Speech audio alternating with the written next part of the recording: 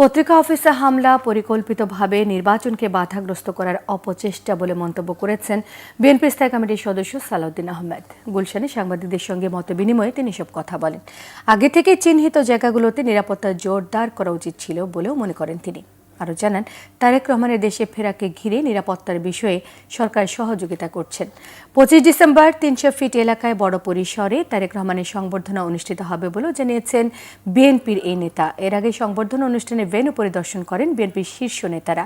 দলের স্থায়ী কমিটির কয়েকজন সদস্য ভেন্যু পরিদর্শনে যান। তাদের মধ্যে ছিলেন স্থায়ী কমিটির সদস্য মির্জা আব্বাস, গয়েশ্বরচন্দ্র রায় এবং সালাউদ্দিন আহমেদ। এই সময় দলের বিভিন্ন স্তরের নেতাকর্মীরাও উপস্থিত ছিলেন।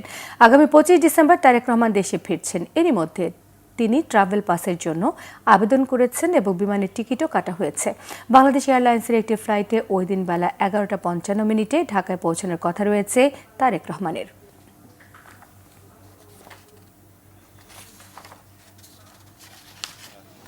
অফিসকে ভাঙচুর এবং আগুন জ্বালানোর মধ্য দিয়ে যে নৈরাজ্য সৃষ্টি করার পায়তারা চলছে এবং সারা বাংলাদেশে বিভিন্ন জায়গায় চিহ্নিত বিভিন্ন স্থানে এবং ব্যক্তিকে হামলা করার, আক্রমণ করার, বাড়িঘরে হামলা করার যে পরিকল্পনা নিচ্ছে, তার পিছনে একটি সুগভীর চক্রান্ত আছে, ষড়যন্ত্র আছে।